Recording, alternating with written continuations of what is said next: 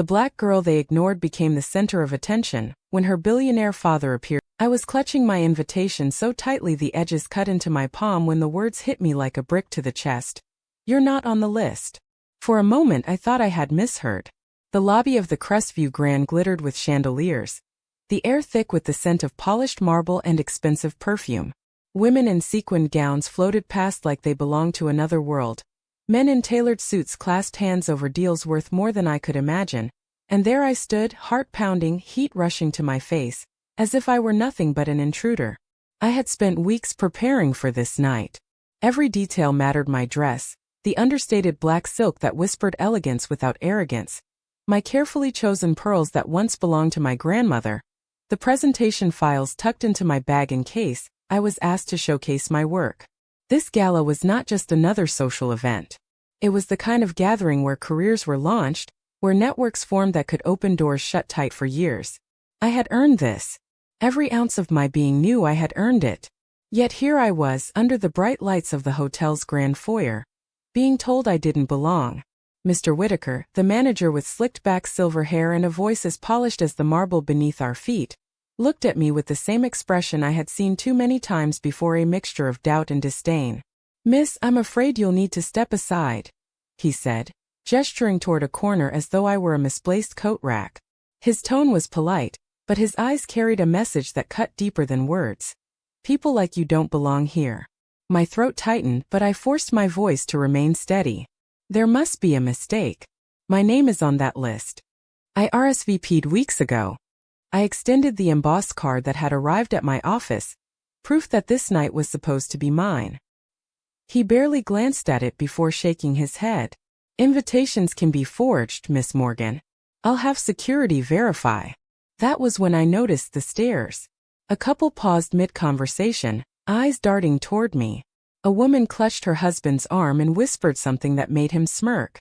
The sound of my heartbeat roared in my ears, but beneath it I could hear the hushed judgment flowing through the crowd like a poison. "She doesn't belong. She's trying to sneak in. Look at her." Officer in uniform approached, his steps measured but firm. "Ma'am, please come with me while we sort this out." His voice was respectful, but the implication was clear. I wasn't being treated as a guest. I was being treated as a problem. Every fiber of my body burned with humiliation, but I refused to let them see me break. I straightened my shoulders, though inside I felt like a glass about to shatter. This wasn't the first time I had been made to feel small, made to feel like my place was anywhere but here. But tonight cut deeper because I had believed, truly believed, that I had finally broken through. "Excuse me," a voice whispered, and I turned to see Cassandra Holt standing a few steps away. She was someone I admired from afar, a woman whose work I had studied late into the night, one of the few women of color in this industry who had carved out respect in a world that gave it so sparingly. Her eyes met mine, and though she said nothing more, the understanding in her gaze was enough. She knew. She had been here before. Still, her silent support didn't stop the ache building in my chest. I had rehearsed how I would walk into this room, how I would greet potential clients with confidence, how I would show them that Talia Morgan wasn't just another young professional trying to claw her way up. I had pictured shaking hands, making connections, finally stepping into the future I had built with my own hands. Instead, I stood under glaring chandeliers, being pushed closer and closer to the exit by men who saw me as a nuisance. For a flicker of a second, I thought about leaving quietly, about walking out with my head held high and telling myself it wasn't worth it. But then I remembered every late night at the office, every project I had poured myself into, every rejection I had endured, and every door that had been shut in my face. This night was supposed to be proof that I had risen above it all. And yet here I was, once again on the outside, once again having to prove that I deserved to be inside at all. My pulse raced, not with fear but with fury. I wanted to argue, to demand they check their records again, to shout that I was not some gatecrasher in borrowed clothes. But as Officer Martinez, yes, that was the name on his badge, stepped closer, his hand hovering near my elbow to guide me away, the truth settled over me like ice. Nothing I said would matter. Not to him. Not to Mr. Whitaker. Not to the gawking guests. To them, I was invisible until I was a spectacle. I clenched my fists, my nails digging into my palms until the sting gave me something to hold on to. I would not let them see me cry. I would not give them the satisfaction of watching me crumble. But as the eyes bore into me, as the whispers sharpened into knives, a sickening realization twisted inside me. Everything I had worked for, every ounce of dignity I had fought to hold, was slipping through my fingers because someone decided I didn't look like I belonged. That was the moment the lobby doors opened and a gust of night air swept in, cold against my burning skin. I didn't know then how the next few minutes would alter everything, how the humiliation of being treated like an outsider would turn into a revelation that would rewrite not only this night, but my entire understanding of where I stood in the world. For now, all I knew was the sting of rejection, the crushing weight of judgment, and the echo of my own heartbeat as I was led toward the shadows of the exit, each step pulling me farther away from the place I had fought so hard to reach. I didn't know yet that destiny was already in motion, that the very moment I felt most powerless was the same moment power itself was about to step through those doors. As Officer Martinez's hand hovered closer to guide me out, my mind spun back to the choices that had led me here. This night wasn't supposed to end with humiliation under a chandelier, but with triumph. And to understand why it mattered so much, you'd have to know the road I had walked alone. I grew up with the last name Morgan, but it always felt like a weight more than a privilege. My father, Reginald Morgan, built his empire from the ground up: banks, real estate, technology. People spoke his name with reverence, like he was untouchable. But while the world admired him, I grew up watching him slip further away from me. Boardrooms swallowed him whole, and business trips stole birthdays, graduations, and late-night talks that never happened. By the time I was old enough to understand the meaning of absence, I had already learned that waiting for him was like waiting for rain in the middle of drought. That absence became my fire. I told myself that if he chose to chase empires, I would chase independence. I worked harder than anyone in my circle, holding down part-time jobs through college, interning without pay, stretching every dollar just to prove I didn't need his money or his shadow. Every success I carved out felt like a defiant answer to a question he never asked. Am I enough without you? My first apartment was tiny, with peeling paint and a leaky faucet, but it was mine. The car I drove rattled whenever I turned the ignition, but it carried me to the office I earned. And every time I walked into that office, where I rose from assistant to project lead, I reminded myself that I was not the product of my father's empire. I was the architect of my own. That's why this gala was more than an event. It was validation. It was my chance to prove to an industry that often overlooked people like me that I was not invisible. I had spent weeks preparing, memorizing names of executives, studying portfolios, rehearsing conversations in front of a mirror until my reflection no longer looked nervous. I had chosen my dress carefully, sleek but modest, designed to command respect without shouting for it. The heels on my feet were not just shoes, they were armor, helping me stand taller than the doubts that had followed me for years. I remembered the night before, sitting on the edge of my bed, staring at the invitation one last time. The crest embossed at the top gleamed under the lamplight, a promise that tomorrow everything could change. I whispered to myself, "You've earned this, Talia. No one can take it from you." I had believed those words with every fiber of my being. But standing in that glittering lobby with Mr. Whitaker's smirk and the cold judgment of strangers cutting me down, those words crumbled like ash in my throat. Still I held on, because my whole life had been about holding on when the world tried to push me out. I thought of the nights I spent poring over proposals while friends went out, the mornings I showed up early just to prove I was serious, the campaigns I had carried that others had taken credit for. I thought of the faces of people who had told me, "Maybe this isn't the right field for you," as if those words were advice instead of dismissal. Each memory hurt, but they fueled me too. If I had survived that, I could survive this. But what stung most was the familiar ache in my chest. The one that whispered this wasn't about a list or a mistake. This was about assumption. To them, I didn't belong because I didn't look like the people they were used to welcoming with open arms. For a moment, I locked eyes again with Dr. Cassandra Holt. She didn't speak, but she didn't need to. In her gaze, I saw my own reflection. Tired of fighting for a seat at the table, tired of proving worth over and over, tired of being measured against standards designed to keep us out. That small moment gave me strength, but not enough to erase the sting of Mr. Whitaker's words or the suffocating humiliation. And yet, as security urged me toward the exit, Another thought pierced through the storm. What if walking away now meant letting every sacrifice, every hour of effort, be for nothing? Could I bear the weight of knowing that silence and pride robbed me of the opportunity one had fought for? The dilemma wrapped itself around me like chains. I wanted to stand on my own, but I also knew I was seconds away from losing everything I had built. That was when I realized the cruelest part of this moment. It wasn't just about being told I didn't belong. It was about being forced to choose between the independence I had sworn to protect and the help I had sworn never to ask for. Calling my father would feel like defeat, like tearing down every wall I had built to stand on my own. But letting them escort me out would feel worse, like surrender. My heart thudded so loudly I thought everyone could hear it. My hands shook, my throat burned, and still I kept my chin high. Because if there was one thing I had promised myself, it was this. I would never let them see me break. But in that silent war between pride and desperation, a question haunted me: was I really proving strength by standing alone? Or was I letting my stubbornness rob me of a chance I had earned? As Officer Martinez gestured again toward the door, I inhaled sharply. My chest tightened with the weight of a decision I wasn't ready to make. My whole life had been about proving I didn't need Reginald Morgan, the man the world saw as untouchable.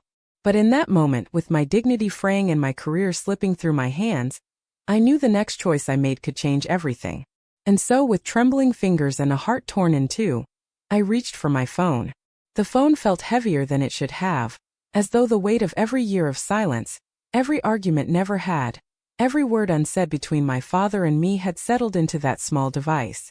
My fingers hovered above his name, my pulse drumming against my ribs like it wanted to break free. For 10 years I had promised myself I would never call him for rescue, never let him think I needed his empire to survive. I had chosen independence over privilege, even when it meant struggle. But now, surrounded by stares that cut deeper than knives, I stood at the edge of defeat. Officer Martinez's presence loomed closer, patient but firm, a reminder that humiliation was just seconds away. I closed my eyes and pressed call. Each ring echoed like thunder in my ears, dragging me deeper into the storm of my own pride. For a moment I almost hung up, terrified of what this would mean, but then his voice came through, familiar yet distant, strong but laced with surprise. Talia! The sound of my name on his lips unraveled something inside me. Something I didn't want to admit had been waiting to hear him again. My throat tightened and I barely managed to whisper, "Dad, I need your help." The silence that followed was heavy, stretching across the line like a gulf we had never learned to cross. I imagined him in his office, glass walls and mahogany desk, the glow of the city skyline behind him, pausing in disbelief that his daughter, the one who had walked away from his world, was calling him now. "Where are you?" he asked at last, his voice sharp with urgency. "The Crestview Grand, the gala?" I whispered, the words breaking like glass. "They're saying I'm not on the list. They're about to throw me out." For the first time all night, my voice betrayed me, trembling small. I hated how it sounded, hated that I was confessing weakness not just to myself but to him. "Stay where you are," he said, his voice carrying a command I had not heard in years. "Don't let them touch you. I'm on my way." The call ended, leaving me staring at the screen, my reflection faint in the glass, a woman torn between shame and desperate relief. I wanted to believe that asking for help didn't erase the years I had spent proving I didn't need it. But as I slid the phone back into my clutch, the shame curled around me like smoke, suffocating. Officer Martinez raised a brow when I murmured, "My father is coming." His polite nod carried the weight of disbelief, like he was humoring someone who had lost her grip. Mr. Whitaker sighed dramatically, checking his watch as if my humiliation was keeping him from more important tasks. Guests lingered in the lobby, some still whispering, some openly watching like this was a show staged for their amusement. I could feel every pair of eyes pressing against me, each one asking the same silent question, "Who does she think she is?" Minutes crawled by like hours. My chest ached with the effort of standing still, chin raised, even as doubt gnawed at me. What if he didn't come?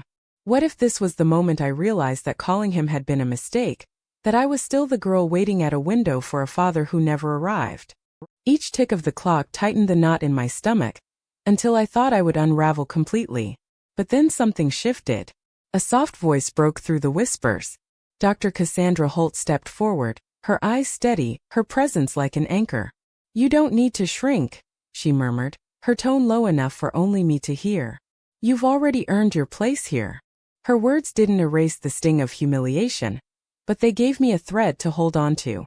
She stood beside me, not speaking further, but her quiet solidarity burned brighter than the stares of 100 strangers. For the first time that evening, I didn't feel completely alone. Still, the storm inside me raged. Pride battled with vulnerability. Independence fought against desperation. I thought of the nights I had whispered promises to myself in cramped apartments, swearing I would never need his last name to open doors. I thought of the sacrifices that had carved my path, the way I had built a reputation brick by brick.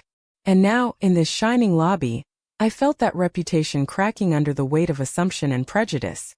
Would one call undo all of that? Or would it prove that even the strongest sometimes needed someone to stand beside them? I wrapped my arms across my chest, holding myself together as tightly as I could. The chandeliers glittered above like cruel stars, illuminating every line of shame etched on my face. The guests continued to murmur, some smirking, some shaking their heads as if my presence had tainted their pristine evening. I swallowed hard, my dignity hanging by a fragile thread. And then it happened.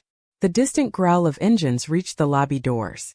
At first faint, then growing louder, until even the chatter of the guests fell into silence. The air shifted, heavy with something none of us could yet see but all of us could feel. Through the tall glass entrance, headlights cut across the pavement, and one by one black SUVs rolled into view, their doors slamming shut with precision.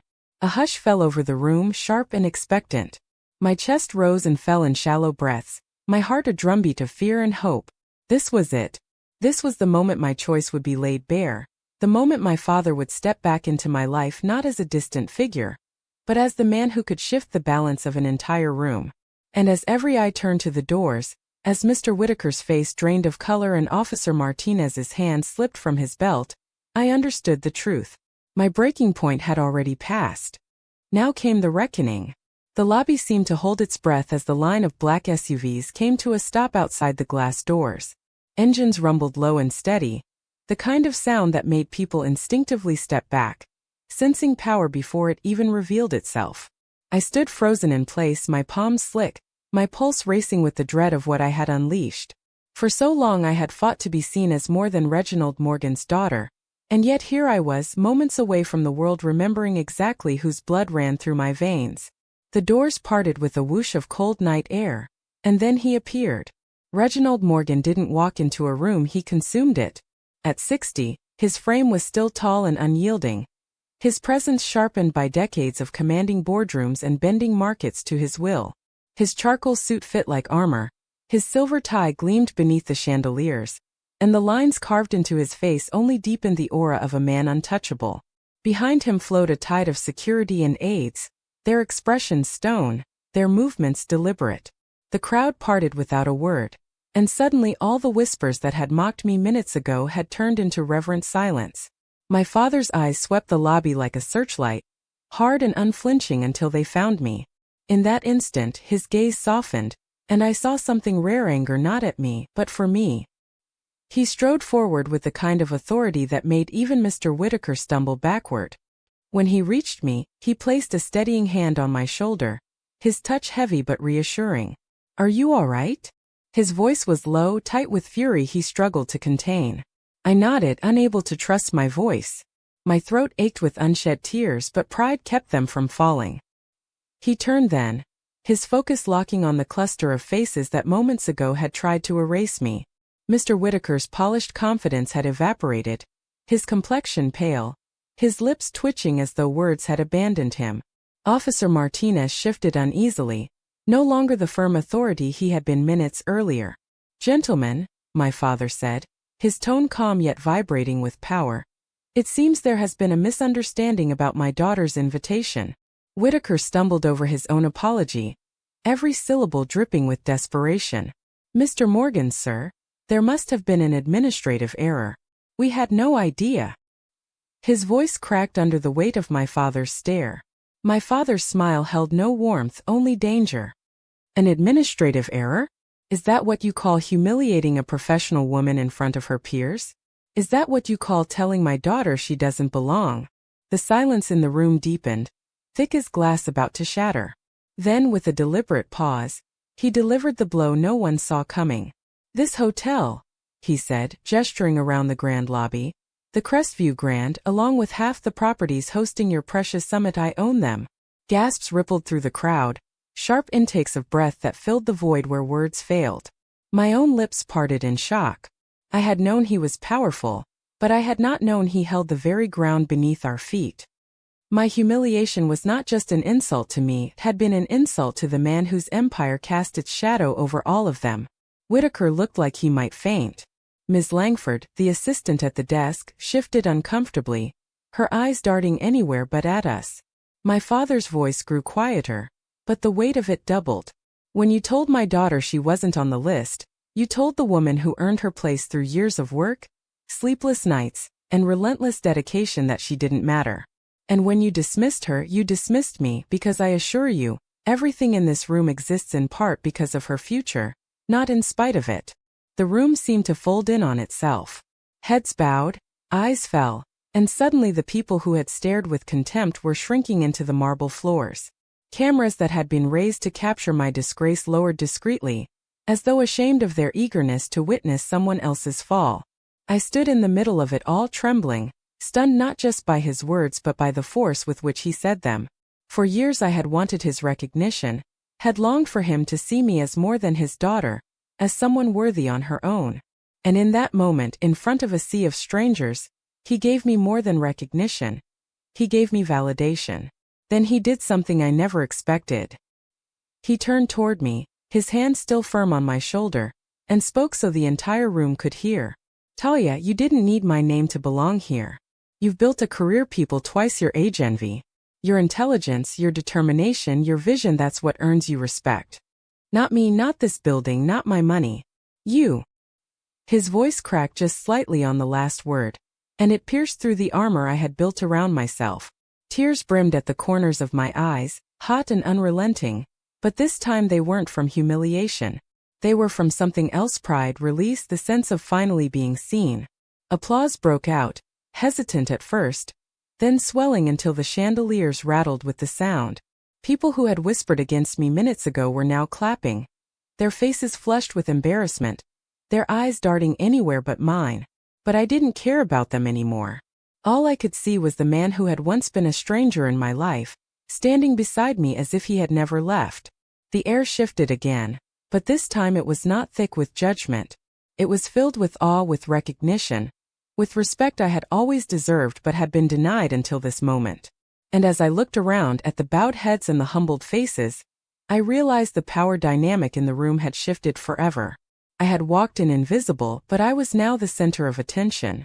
And not because of who my father was, but because for the first time in years, we stood together not as a billionaire and his daughter, but as a reminder that worth cannot be erased by assumptions.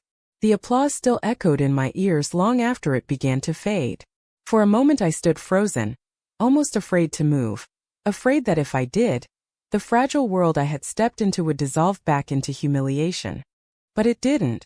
Instead, the room reshaped itself around me, not as the girl they had ignored at the door but as the woman standing in the center of a circle of respect. My father's hand remained steady on my shoulder, but I no longer felt as if I was leaning on him. His presence didn't erase me, it amplified me. And that was a feeling I had never known before. Dr. Cassandra Holt was the first to step forward, her voice clear and warm as it cut through the tension. "I've been following your work for some time, Talia. What you did with the outreach campaign last quarter was groundbreaking." The words stunned me, not because she admired my work but because she chose this moment to recognize it, when the room still quivered from the storm. Her acknowledgement felt like a lifeline, proof that I had not been invisible after all, that someone had seen me long before the lobby tried to erase me. My father glanced at her with approval, then back at me. His expression softened in a way I had not seen since childhood, a mixture of pride and regret. Pride for what I had built and regret for the years he had not been there to witness it. "You've always been enough," he said quietly, though loud enough for those nearest to hear. "I was blind not to tell you sooner." The weight of his words cracked open something inside me. For years I had carried anger like armor, convincing myself I didn't need him. But hearing him admit what I had longed to hear dissolved the bitterness and left only raw emotion, sharp but healing. The rest of the evening blurred into a whirlwind I could barely process. Where once I had been treated as an intruder, now people pressed forward to shake my hand, to offer their cards, to praise the very work that had been dismissed when my name was missing from the list. Executives spoke to me not with pity but with curiosity, eager to learn from me, eager to align with me. Every interaction felt surreal, like stepping into a dream where the barriers that had always stood in my way suddenly vanished. Yet even as I smiled and exchanged words, a quiet voice inside reminded me that nothing had truly changed in a single night. I had always belonged here. They just hadn't seen it until now. Later, as the music swelled and the summit officially began, my father arranged for me to take the stage. I trembled as I stepped forward, the lights hot against my skin, the room a blur of faces I had once dreaded facing. But when I began to speak about the future of marketing, about the power of authentic connection, about the importance of listening to voices too often overlooked, something inside me steadied. The words flowed not from fear but from conviction. Every applause, every nod, every spark of recognition in the audience felt like a reclamation of dignity stolen hours before. When I finished, the ovation that rose up was not polite, it was thunderous. I could see Dr. Holt beaming, my father standing taller than ever, his eyes fixed on me as though he were memorizing the moment. For the first time I felt no need to prove myself. I simply was. And that was enough. After the event wound down and the glittering crowd began to thin, my father and I walked out together into the cool night. The line of SUVs still waited, engines humming softly, but the chaos of earlier had dissolved into calm. For a long moment we stood side by side without speaking. The silence between us was different now, not heavy with absence but gentle with possibility. Finally I broke it. Why didn't you tell me you owned this place? My voice carried curiosity, not accusation. He gave a half smile, one that reached his eyes this time. Because I needed you to believe in yourself first. If you had known, you might never have called me. And I needed you to know that even when you stood alone, you were already extraordinary. His words sank deep, not as an excuse but as an admission, one that gave me back the years of doubt piece by piece. We climbed into the car, the city lights stretching out ahead of us. I rested my head against the seat and let the night wash over me.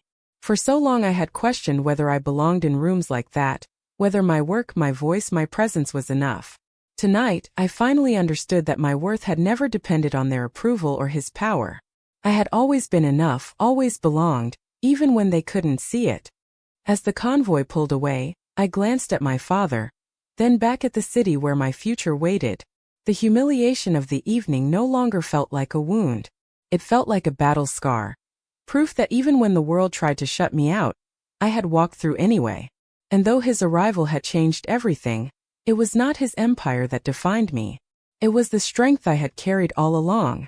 If you've ever felt unseen, if you've ever stood on the edge of a room that told you you didn't belong, know this: you did. You do. And you always will. Sometimes it takes a storm to reveal your strength, and sometimes it takes someone standing beside you to remind you of it. But your value isn't handed to you by a list, a title, or a name. It lives inside you, unshakable, waiting for the moment you finally believe it. If this story touched you, don't forget to hit that like button and share it with someone who's ever been told they don't belong, because we all deserve a reminder of our worth. Make sure you subscribe so you never miss another powerful story like this one. And tell me in the comments, have you ever faced a moment when people doubted you, but you proved them wrong? I'd love to read your story.